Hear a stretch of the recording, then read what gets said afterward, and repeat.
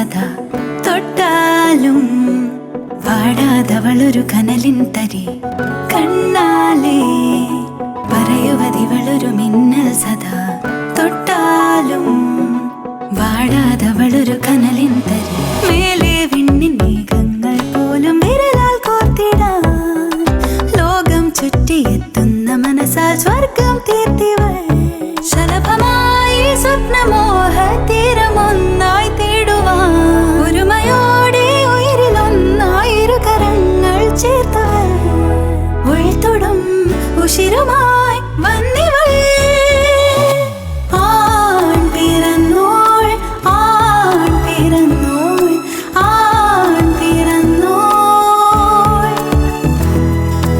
ആൺ പിറന്നോൾ ആൺ പിറന്നോൾ ആൺ പിറന്നോൾ.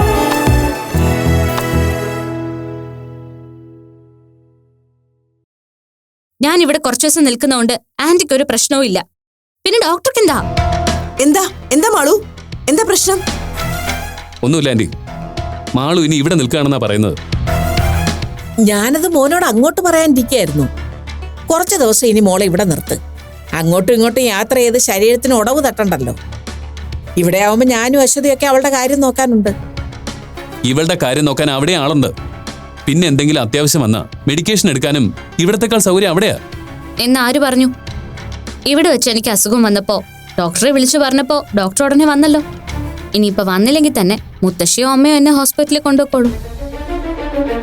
എന്താ ആന്റി, നിങ്ങളുടെയൊക്കെ തീരുമാനം ഇത് തന്നെയാണോ? മുരളിയേട്ടൻ ഇന്ന് വരുമല്ലോ ജോബിൻ, അതുകൊണ്ടായിരിക്കും അവളിവിടെ നിൽക്കാമെന്ന് പറഞ്ഞത്. ഇന്നത്തേക്ക് ഒരു ദിവസമാണെങ്കിൽ അത് അഡ്ജസ്റ്റ് ചെയ്യുന്നുണ്ട്, എനിക്കൊരു ബുദ്ധിമുട്ടുമില്ല. പക്ഷെ എന്റെ വീട്ടിലേക്ക് എന്ന് വരുമെന്ന് ചോദിച്ചപ്പോ അതിനിപ്പോ ഉത്തരം പറയാൻ പറ്റില്ലെന്നാ മാള് പറയുന്നത്. അടിച്ചോ പിടിച്ചോ എന്ന് പറഞ്ഞ് ചോദിച്ചാ അവക്കങ്ങനെ പെട്ടെന്ന് ഉത്തരം പറയാൻ പറ്റുമോ ഡോക്ടറെ? 3-4 ദിവസം ഇവിടെ നിൽക്കട്ടെന്നേ. അതിനിപ്പോ ഡോക്ടർ എന്തിനാ ഇങ്ങനെ പരിഭവിക്കുന്നേ? അവളെ കാണണമെന്നുണ്ടെങ്കിൽ ഡോക്ടർക്ക് ഇങ്ങോട്ടും വരാമല്ലോ. ശരി, എല്ലാവരുടെയും ആഗ്രഹം അങ്ങനെയാണെങ്കിൽ അങ്ങനെ തന്നെ ആയിക്കോട്ടെ. ഇവിടെ നിന്ന് മതിയാവുമ്പോ എന്ന് അങ്ങോട്ട് വരണമെന്ന് തോന്നുന്നോ അന്ന് വന്നാ മതി.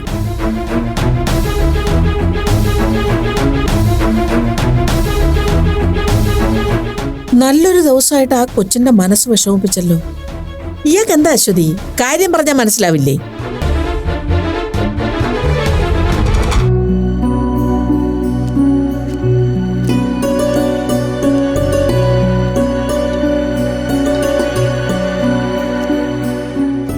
എന്താ പെണ്ണിന്റെ മുഖത്ത് ഭയങ്കര തെളിച്ചം? എന്തോ കാര്യമുണ്ടല്ലോ. അപ്പു വിളിച്ചിരുന്നു. ആഹാ, അപ്പൊ എന്റെ ഊഹം തെറ്റിയില്ല. എന്ത് പറഞ്ഞു എന്നിട്ട്? ഓപ്പറേഷൻ കഴിഞ്ഞ് റൂമിലേക്ക് ഷിഫ്റ്റ് ചെയ്യുമ്പോ എന്നോട് കാണാൻ ചെന്നോളാൻ പറഞ്ഞു. അതിൽ നീ ഒരുപാട് സന്തോഷിക്കണ്ട. പറഞ്ഞത് അപ്പുവല്ലേ. ഞാൻ മനസ്സിലാക്കിയെടുത്തോളം അതിന്റെ സ്വഭാവം ഏത് നിമിഷവും മാറാം. ഈ മണിക്കൂറിൽ ഇങ്ങനെ തോന്നിയെങ്കിൽ കുറച്ചുകൂടെ കഴിയുമ്പോ അഭിപ്രായം മറ്റൊന്നായിരിക്കും. പിന്നെ അപ്പു അങ്ങനെ പറയൊന്നുമില്ല. അങ്ങനെ പറയാതിരിക്കട്ടെ എന്ന് ഞാനും പ്രാർത്ഥിക്കാം. അഥവാ അങ്ങനെ സംഭവിച്ച പിന്നെ ഈ മുഖം കടന്തൽ കുത്തേറ്റതുപോലെ ഇരിക്കുന്നത് കാണേണ്ടത് ഞാൻ തന്നെയല്ലേ? ഞാൻ പോയാ പിന്നെ അപ്പുവിനെ ഡിസ്ചാർജ് ചെയ്തിട്ടേ വരുള്ളൂ. കൊള്ളാം. അത്രയും ദിവസം കൂടെ നിൽക്കാൻ ആ കുട്ടി സമ്മതിക്കോ? സമ്മതിച്ചില്ലെങ്കിലേ അത് നേടിയെടുക്കാനുള്ള വഴിയൊക്കെ എനിക്കറിയാം. വെറുതെ അല്ല നിന്നെ അപ്പു അങ്ങോട്ട് അടുപ്പിക്കാത്തത്. ഏതായാലും ഇന്നെങ്കിലും എന്റെ കൊച്ചിന്റെ മുഖം ഒന്ന് തെളിഞ്ഞു കണ്ടല്ലോ, അത്രയും ആശ്വാസം. അല്ല, നന്ദേട്ടൻ വിളിച്ചായിരുന്നോ നിന്നെ? കേസിന്റെ കാര്യം എന്തായെന്ന് വല്ലതും അറിഞ്ഞോ? ഇല്ല, കോടതിയിൽ നിന്ന് ഇറങ്ങിയ ശേഷം വിളിക്കാന്നാ പറഞ്ഞത്. കബന് കേസിൽ നിന്ന് പിന്മാറാൻ തയ്യാറായതോടെ വിധി VP സാറിന് അനുകൂലമാകാൻ സാധ്യതയുണ്ടെന്നാ ഏട്ടൻ പറയുന്നേ. ഈശ്വര, അങ്ങനെ ആയാ മതിയായിരുന്നു. പാവം, അങ്ങനെ എന്തെങ്കിലും ഉണ്ടായില്ലെങ്കിലേ ആ ഗീതാന്റിയുടെ കാര്യമോ കഷ്ടം. സാറിനും അപ്പൂനിടയില് അവര് വല്ലാതെ കഷ്ടപ്പെടുവോ? നീ പേടിക്കണ്ട മോളെ, വിധിയൊക്കെ അദ്ദേഹത്തിന് അനുകൂലമായിട്ട് തന്നെ വരും. എല്ലാവരെയും എല്ലാ കാലത്തും ഈശ്വരൻ കഷ്ടപ്പെടുത്തുന്നില്ല. ആ സാറിന് വീട്ടിൽ പോകാനുള്ള അവസരം ഉണ്ടാവുന്ന തന്നെയാ എന്റെ മനസ്സ് പറയുന്നത്. ചേച്ചിയുടെ നാക്ക് പൊന്നായിരിക്കട്ടെ. ഒരു മിനിറ്റ്.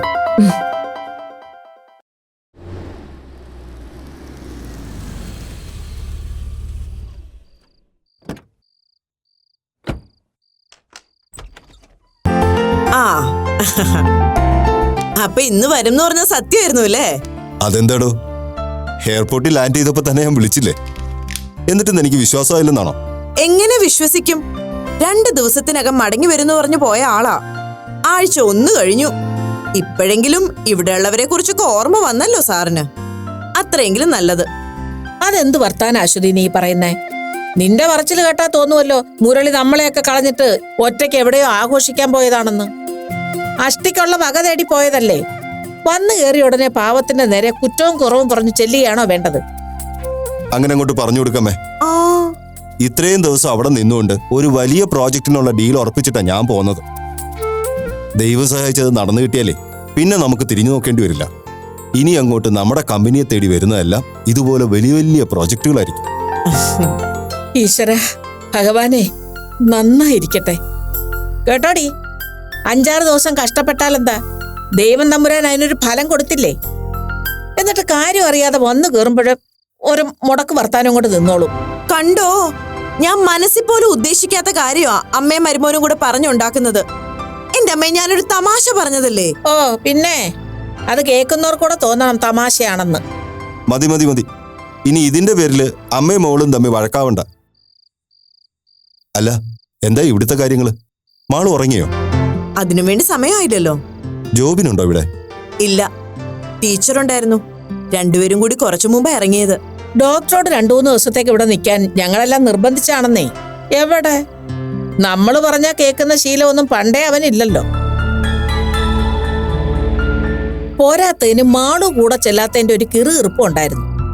അതാ ടീച്ചർ തനിച്ചേ ഉള്ളെന്നും പറഞ്ഞ് അമ്മയും മോനും കൂടെ അങ്ങ് സ്ഥലം വിട്ടത്. ആ അമ്മേ, എനിക്കൊരു ബ്ലാക്ക് ടീ എടുത്തു. യാത്രയുടെ ആവും, വല്ലാത്തൊരു തലവേദന. ആ ഇപ്പൊ കൊണ്ടുവരാം.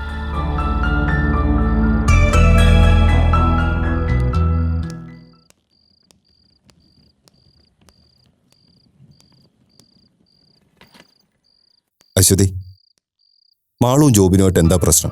ഗൗരവമുള്ള കാര്യം വല്ലതുമാണോ? ഓ എന്റെ മുരളിയേട്ടാ, എനിക്കറിയില്ല. സംഗതി ഇതറിയുന്നതിന് മുമ്പേ അവര് തമ്മിൽ നല്ല രസത്തിലല്ലായിരുന്നു എന്ന് തോന്നുന്നു. പക്ഷേ മാളുവിന്റെ കാര്യത്തില് ഇങ്ങനൊരു സംശയം ഉണ്ടെന്ന് പറഞ്ഞപ്പോഴേ ജോബിനെ ഓടി വന്നതും അവളെ ഹോസ്പിറ്റലിൽ കൊണ്ടുപോയതും ഒക്കെ. അത് കഴിഞ്ഞ് തിരിച്ച് 2 പേരും ഇവിടെ വന്നപ്പോഴും വലിയ കുഴപ്പമൊന്നുമില്ലായിരുന്നു. അതിനി എന്നെയും ടീച്ചറെയൊക്കെ ബോധ്യപ്പെടുത്താനായിട്ട് 2 പേരും കൂട്ടിയുള്ള ഒരു ഒത്തുകളിയാണോന്നും അറിയില്ല. എന്തായാലും ഒരു കാര്യം ഉറപ്പാ, എന്തോ ഒരു പ്രശ്നം 2 പേരുടെ ഇടയിലും ഉണ്ട്. അതിനി ജോബിന്റെ ആ US-ലേക്കുള്ള ജോലിക്കാരിയുമായി ബന്ധപ്പെട്ട വിഷയമല്ലതും ആയിരിക്കും. നീ ഈ കാര്യം വിളിച്ചു പറഞ്ഞപ്പോഴേ എനിക്ക് അങ്ങനൊരു സംശയം തോന്നാതിരുന്നില്ല. പിന്നെ ജോബിനോ ടീച്ചറോ അതിനെക്കുറിച്ച് കാര്യമായിട്ട് എന്നോടൊന്നും പറഞ്ഞതുമില്ല. എന്തോ എന്നോടും അതേപ്പറ്റി 2 പേരും ഒന്നും പറഞ്ഞില്ല. ഞാനൊരു ദിവസം അങ്ങോട്ട് ചോദിച്ചപ്പോ മാളൂന് അങ്ങോട്ട് പോകാൻ ഒട്ടും താല്പര്യമില്ലെന്നാ പറഞ്ഞത്. ചിലപ്പോ അതുകൊണ്ട് തന്നെ ആയിരിക്കും ജോബിന് ആ ഓഫർ അത്ര ഗൗരവമായിട്ട് എടുക്കാത്തതെന്നാ എനിക്ക് തോന്നുന്നത്. ഞാൻ വന്നത് മാളു അറിഞ്ഞില്ലേ? അതോ ഇനി നേരത്തെ ഉറങ്ങിയോ? ചിലപ്പോ ഉറങ്ങിയിട്ടുണ്ടാവും. അവൾ ആകെ ടയേർഡായിരുന്നു. ഞാനൊന്ന് നോക്കിയിട്ട് വരാം. മുരളിയേട്ടാ, ഇപ്പോ ഈ കാര്യമൊന്നും നിങ്ങളായിട്ട് അവളോട് സംസാരിക്കാൻ നിൽക്കണ്ട. അവളുടെ മൂഡ് എങ്ങനെയാന്ന് നോക്കട്ടെ. പിന്നെ അമ്മയോടെ ബ്ലാക്ക് ടീ ഇവിടെ വെച്ചേക്കാൻ പറഞ്ഞാൽ മതി.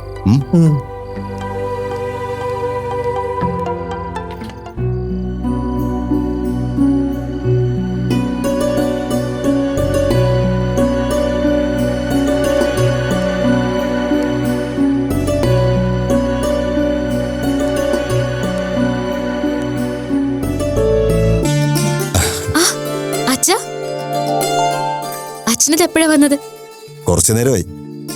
നിന്നെ താഴെ കാണാഞ്ഞിട്ട് ഒന്ന് വന്ന് നോക്കാന്ന് കരുതി. ഉറങ്ങിക്കാണുമെന്ന് അമ്മ സംശയം പറഞ്ഞിരുന്നു. എന്നാലും ഈ സന്തോഷ വാർത്ത അറിഞ്ഞപ്പോ നിന്നെ കാണാതിരിക്കാനും തോന്നിയില്ല. സോറി അച്ഛാ, പാട്ട് കേട്ട് ഞാനൊന്ന് മയങ്ങിപ്പോയി. അതാ അച്ഛൻ വന്നപ്പോ അറിയാതിരുന്നത്. പിന്നെ പോയ കാര്യക്ക് എന്തായി? അതൊക്കെ ഗംഭീര സക്സസ് ആയി മോളെ. ഏതാണ്ട് 3 ലക്ഷം സ്ക്വയർ ഫീറ്റ് വരുന്ന ഒരു ഷോപ്പിംഗ് മാളിന്റെ കൺസ്ട്രക്ഷൻ കോൺട്രാക്ട് ഏകദേശം ഒരു 90% വരെ ഡീൽ ഉറപ്പിച്ചിട്ടാണ് ഞാൻ വന്നത്. ഇനി 1-2 കാര്യങ്ങളിലും കൂടെ തീരുമാനമായ ആ ഭീമം പ്രോജക്റ്റ് നമ്മുടെ കമ്പനി തന്നെ ചെയ്യും. ഞാൻ അതിന്റെ ഒരു സന്തോഷത്തിൽ നിൽക്കുമ്പോഴാ അമ്മ വിളിച്ച് നിന്റെ കാര്യം പറയുന്നത്. അതുകൂടി കേട്ടപ്പോ ഞാൻ ഫ്ലാറ്റ്. നിന്നെ കണ്ടിട്ട് ഇനി ബാക്കി കാര്യമുള്ളൂ എന്ന് വെച്ച് ഞാൻ അപ്പത്തനിഞ്ഞു പോകുന്നില്ലേ. ഇനിയിപ്പോ എന്നെ അശ്വതിയൊക്കെ ആൾക്കാരും ബന്ധുക്കളും ഒക്കെ അപ്പൂപ്പനും അമ്മൂമ്മയെന്നും പറഞ്ഞ് കളിയാക്കാൻ തുടങ്ങും. ഏതായാലും മുത്തശ്ശി പറഞ്ഞൊരു കാര്യം സത്യം കേട്ടോ. എനിക്ക് ഈ വമ്പൻ പ്രോജക്റ്റ് കിട്ടിയത് തന്നെ നിനക്ക് ജനിക്കാൻ പോകുന്ന ഈ കുഞ്ഞിന്റെ ഐശ്വര്യം കൊണ്ടാ, സന്തോഷവും സമ്പത്തും കൊണ്ടാ. അതിന്റെ വരവ് തന്നെ അതൊരു നല്ല ലക്ഷണമാണ് മോളെ. പിന്നെ ജോബിൻ എന്തു പറയുന്നു? ടീച്ചറും ജോബിനും ഒക്കെ വലിയ സന്തോഷത്തിലായിരിക്കുമല്ലോ അല്ലേ? അതെ, സന്തോഷത്തോടെ രണ്ടുപേരും പോയത്. മാളു, അച്ഛൻ ഈ കാര്യം ഇന്നിനി നിന്നോട് ചോദിക്കണ്ടെന്ന് കരുതിയതാ. എന്നാലും നിന്നോടാവുമ്പോ എനിക്കങ്ങനെ പ്രത്യേകിച്ച് നേരവും കാലവും ഒന്നും നോക്കണ്ടല്ലോ. അതുകൊണ്ട് ചോദിക്കാന്ന് കൂട്ടിയാ മതി. അമ്മ പറഞ്ഞു നീയും ജോബിനുമായി എന്തൊക്കെയോ ചില പ്രശ്നങ്ങളുണ്ടെന്ന്. എന്താ അത്? ഗൗരവമുള്ള എന്തെങ്കിലും കാര്യത്തിന് വേണ്ടിയിട്ടാണോ നിങ്ങൾ പിണങ്ങിയത്? എന്നോട് പറയാൻ ബുദ്ധിമുട്ടുള്ള കാരണമാണെങ്കിൽ പറയണമെന്നില്ല. എന്നാലും എൻ്റെ ഒരു മനസ്സമാധാനത്തിന് വേണ്ടി ചോദിക്കുന്നേ ഉള്ളൂ. ഈ വിഷയം നിങ്ങളുടെ ലൈഫിനെ സീരിയസ് ആയിട്ട് ബാധിക്കുന്ന കാര്യമൊന്നും അല്ലല്ലോ അല്ലേ? ഇനി അഥവാ അങ്ങനെ വല്ലതും ആണെങ്കിൽ തന്നെ മോളത് മനസ്സിൽ വെച്ചുകൊണ്ടിരിക്കാതെ അച്ഛനോട് തുറന്നു പറയണം കേട്ടോ. ഇരി ചെവി അറിയാതെ ഞാനത് വേണ്ട രീതി പരിഹരിച്ചു തരാം കേട്ടോ.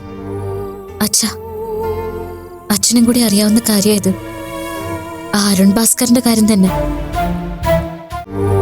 അച്ഛാ, അച്ഛനും കൂടി അറിയാവുന്ന കാര്യം ഇത്. അരുൺ ഭാസ്കറിന്റെ കാര്യം തന്നെ.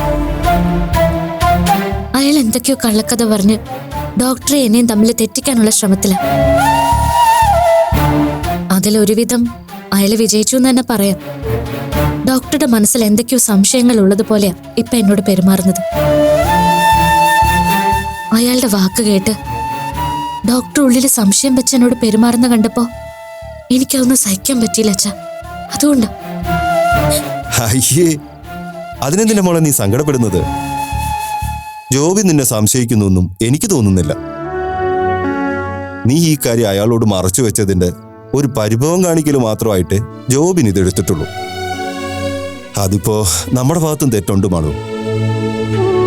ആ അരുൺ ഒരു ശല്യക്കാരനാണെന്ന് അറിഞ്ഞപ്പോഴേ ഈ കാര്യം നമ്മൾ ജോബിനോട് സൂചിപ്പിക്കണമായിരുന്നു.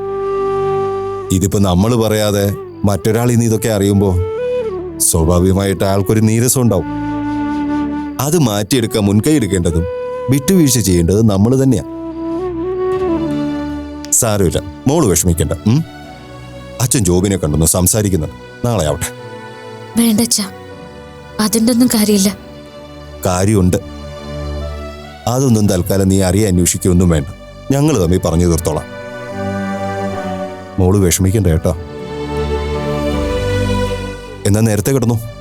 എനിക്ക് നല്ല ക്ഷീണമുണ്ട്. അപ്പൊ ഗുഡ് നൈറ്റ്. ഗുഡ് നൈറ്റ് അച്ഛാ.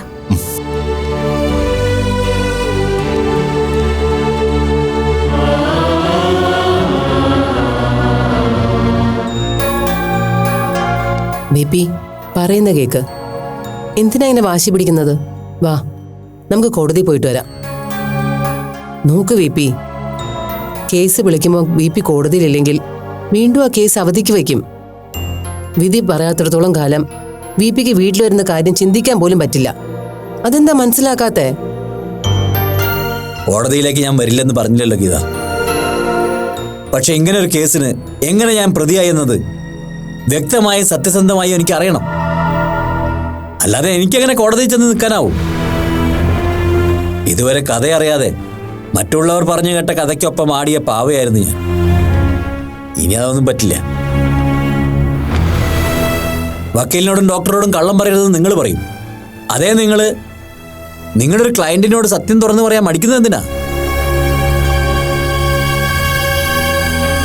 ഡോക്ടർ, എന്റെ ചോദ്യം ജെനുവിനാണെന്ന് തോന്നുന്നുണ്ടെങ്കിൽ മാത്രം ഉത്തരം പറഞ്ഞാൽ മതി.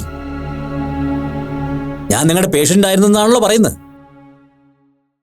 ഈ കേസിന് ആസ്പദമായ സംഭവത്തിന് മുമ്പ് ഞാനൊരു മെന്റൽ പേഷ്യന്റ് ആയിരുന്നോ അല്ലയോ? ആയിരുന്നെങ്കിൽ അതിനുള്ള സാഹചര്യം എന്തായിരുന്നു? എന്തുകൊണ്ട് നിങ്ങൾ എന്നിൽ നിന്ന് അത് മറച്ചു വെക്കാൻ ശ്രമിച്ചു? ഓക്കെ, പണിക്കർ സാറിന്റെ ഈ 3 ചോദ്യങ്ങൾക്കും നിങ്ങളെ ചികിത്സിച്ചിരുന്നൊരു ഡോക്ടർ എന്ന നിലയിൽ ഉത്തരം തരാൻ ഞാൻ ബാധ്യസ്ഥനാണ്.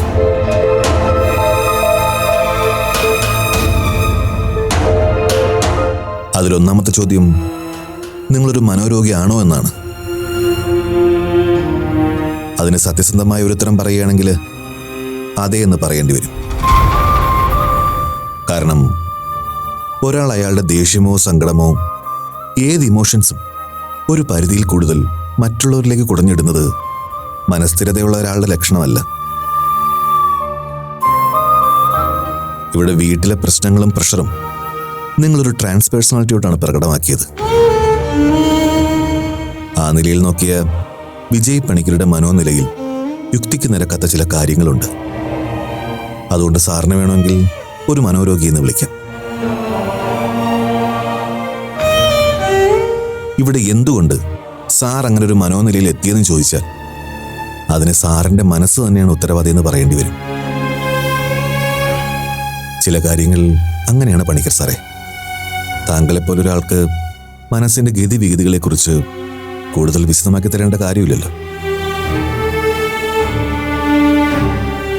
ചില സമയങ്ങളിൽ നമ്മുടെ ജീവിതാനുഭവങ്ങളെയും പ്രായോഗിക ജ്ഞാനത്തെയും വെല്ലുവിളിച്ചുകൊണ്ട് മനസ്സ് കടിഞ്ഞാണില്ലാത്തൊരു കുതിരയാവും. അങ്ങനെ ഒരു ശപിക്കപ്പെട്ട നിമിഷം നിങ്ങളുടെ ജീവിതത്തിലും ഉണ്ടായി എന്ന് കരുതുക. ഡോക്ടർ പറഞ്ഞത് വളരെ ശരിയാണ് സാർ. അങ്ങനെ ഒരു നിമിഷത്തിലാവണം സാർ ആ ട്രാൻസ് കമ്മ്യൂണിറ്റിയിലെ സ്ത്രീയോട് മോശമായ രീതിയിൽ പെരുമാറിയത്. അത് നിയമത്തിൻ്റെ കണ്ണിൽ തെറ്റായിരിക്കാം. എങ്കിലും ആ ഒരു തെറ്റിൻ്റെ പേരിൽ സാർ ശിക്ഷിക്കപ്പെടരുത് എന്ന് ആഗ്രഹിക്കുന്ന കുറച്ചു പേരെങ്കിലുണ്ടാവുമല്ലോ. ആ കൂട്ടത്തിൽ സാറിൻ്റെ കുടുംബവും സുഹൃത്തുക്കളും പിന്നെ ഞങ്ങളെപ്പോലുള്ള കുറച്ചു പേരുണ്ടെന്ന് കൂട്ടിക്കോളൂ. പ്ലീസ് വി പി, ഇനിയെങ്കിലും ഈ വാശികളെ എല്ലാം വി പിയുടെ നല്ലതിന് വേണ്ടിയാണെന്ന് വിചാരിക്കുക. ഇന്ന് പണിക്കർ സാർ കോടതിയിൽ ഹാജരായില്ലെങ്കിൽ അത് നമ്മുടെ കേസിനെ പ്രതികൂലമായി ബാധിക്കും. ചിലപ്പോ ഇപ്പോഴത്തെ ഒരു പരിഗണന കോടതി ഇനി ഉണ്ടാവണമെന്നില്ല, അല്ലേ മിസ്റ്റർ നന്ദകുമാർ? തീർച്ചയായും. അതുകൊണ്ട് ഇന്ന് തന്നെ കേസിന്റെ കാര്യത്തിൽ ഒരു തീരുമാനമാക്കുന്നതാവും സാർ നല്ലത്.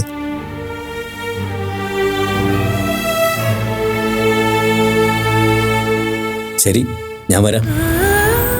ഗീത, താനിവിടെ നിന്നാ മതി. ഞാൻ വക്കീലിൻ്റെ കൂടെ പോയിട്ട് വരാം. Good decision Panicker. All the very best. Thank you. നമുക്ക് പോവാം. ശരി സാർ.